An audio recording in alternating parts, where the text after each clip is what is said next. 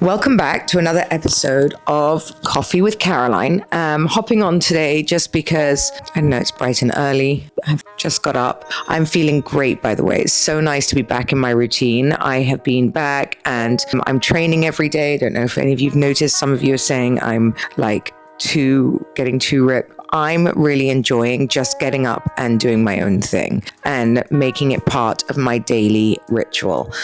Because, when we travel, I get so out of whack and, it takes all this time. And Sergio's had his mum here. And as you know, so that man is so attached to his mother, it's insane. So I'm to spend the whole time by myself. And then he wonders why it's absolutely not happening that anyone is moving into the house older. She's still a young woman with a whole lot of living to do. Like, even when I see her now, I realize she is our age. But let's talk about divorce. Divorce is rife.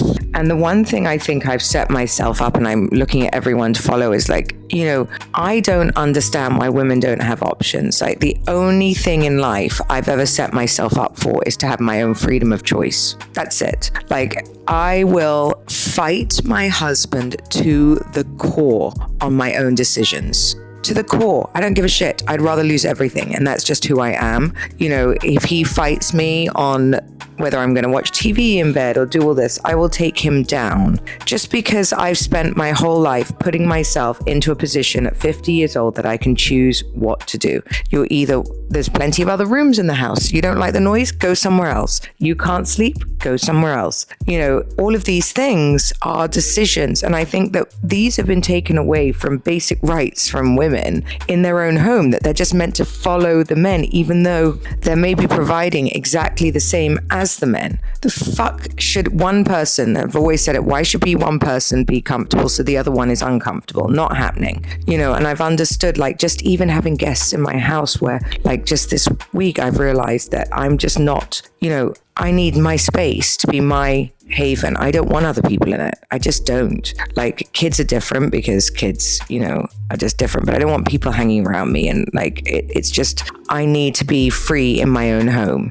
And if I don't feel free, I feel suffocated, completely suffocated. So let's talk about the joys of divorce. Well, ladies, if you're in an unhappy marriage, there is nothing like divorce, the other side, okay? I don't understand why people are so scared. All they're scared of is the bill they may get. But if you set yourself up right, that you don't have a bill, there is nothing more freeing than getting out of a relationship you're unhappy in. Nothing.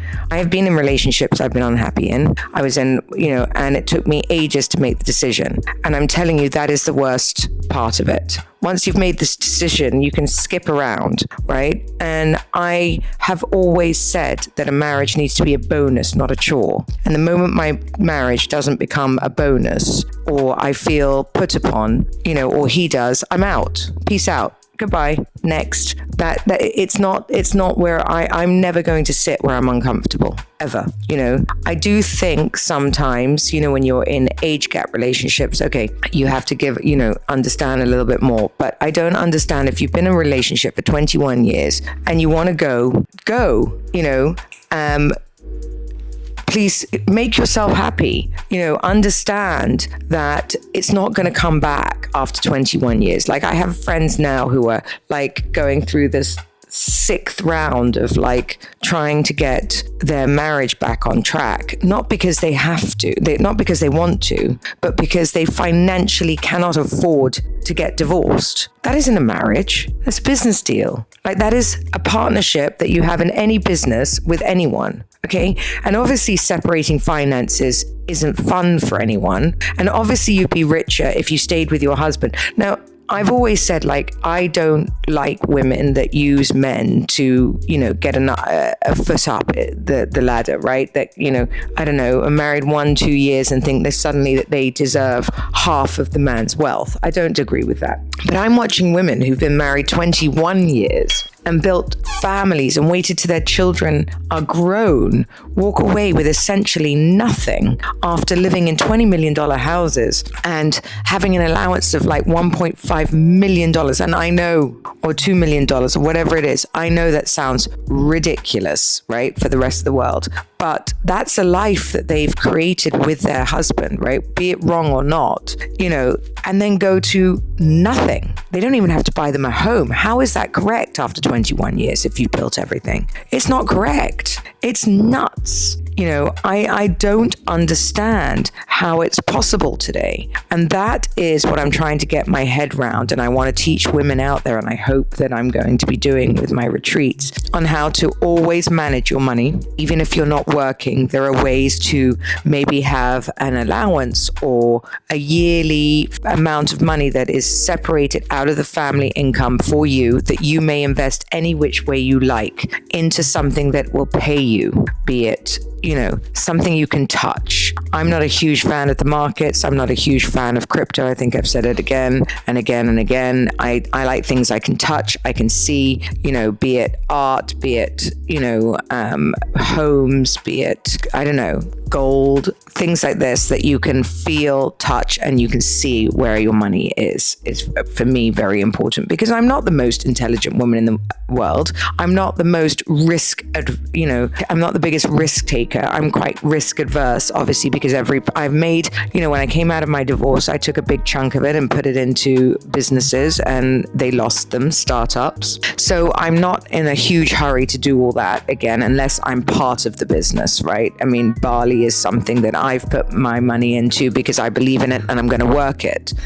But, other than that,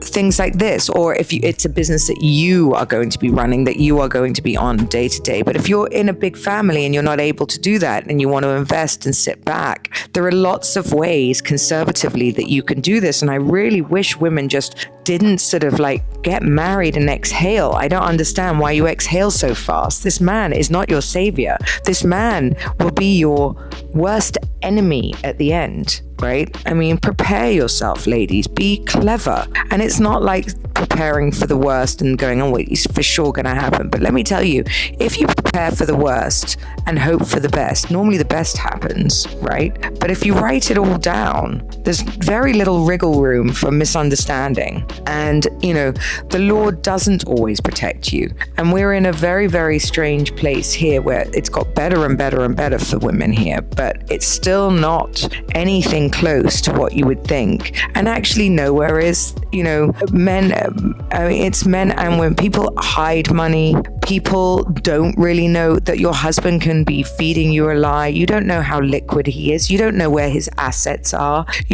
Men don't tend to take you round, the garden when you start dating them and go, this is where all my money's hidden, darling. It doesn't work like that. So, you just don't know. And most powerful men have a very good team of very powerful lawyers who are prepared for this eventuality. So, ladies, if you don't know how to invest, or you don't know what to do next, or you're thinking to get married, please either come to one of my retreats. I'm going to be launching calls in the next 2 weeks. We can discuss this. I'm actually thinking to do a big sort of Zoom where everyone can get on it too. But please, please, please, the world is a very financially unstable place right now. With America, UK going to shit, everyone's running to the Middle East. The Middle East is amazing, but it has very different rules. You need to be up on it. It is not enough to just rely on your husband to know everything. You need to know everything. You need to know what your rights are. End of, and as we get older, we do get grumpier. I'm talking to more and more of my friends, and if we all end up on our own or in different ways, that's okay, but be prepared for that. I always think about later in life, what my life looks like, and in very different ways, with a family, without a family. And, I am always thinking, because I think as you get older, you want less bullshit. You want less, we need less. I'm not looking to have the giant house when I'm 80. I've got them all now. I've got tons of homes now that I've managed to build. I'm not looking for this giant lifestyle. I'm just looking for a peaceful one. I want a peaceful one the way I envisage it. And selfishly or not selfishly, I just, that's all I want in life. And I think, at this age, I think whatever your dream life looks like to you, then you deserve it. And I've worked very hard. I've been through a lot in my younger years, and I deserve the life I want, not the life that everyone else around me wants. And I've made that decision, and that will be happening. So thank you for listening for another episode of Coffee with Caroline. Don't forget to subscribe. And if you are interested in any of these calls, please put it in the comments. I'll be looking at them, and we will be launching the next week or so. Lots of love. And don't forget, ladies, design your life.